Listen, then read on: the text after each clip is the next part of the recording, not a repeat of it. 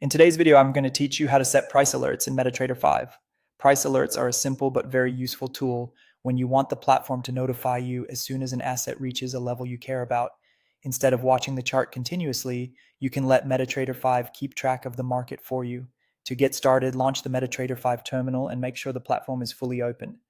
Once you're inside, open the toolbox panel. The quickest way to do that is by pressing Ctrl and T on your keyboard. If you prefer using the menu, you can also go to View and then select Toolbox. This panel gives you access to several useful sections, including the Alerts area where price alerts are managed. Next, go to the Alerts tab inside the toolbox.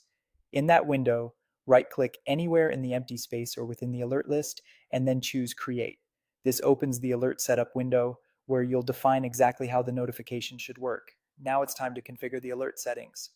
First, choose the action. This determines how MetaTrader 5 will notify you when the target is reached. You can select a sound alert, email file, or a notification or push option, depending on how you want to receive the message. Choose the one that fits your workflow best. After that, select the symbol. This is the asset you want to monitor, such as a currency pair, stock, index, or another instrument available in your platform. Be sure to choose the correct market so the alert is tied to the right chart and price feed. Then set the condition. This is the logic that tells MetaTrader 5 when the alert should trigger. For example, it can be based on price moving above or below a certain level. Take a moment here because choosing the correct condition is important for making sure the alert behaves as expected. Next, enter the value, which is the exact target price you want the platform to watch. This should be as precise as possible, especially if you're tracking a key entry, exit, support, or resistance level. You'll also want to set the expiration.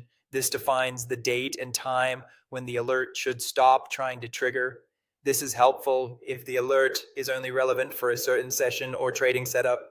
Before saving everything, click Test to check the sound and confirm the alert method is working properly.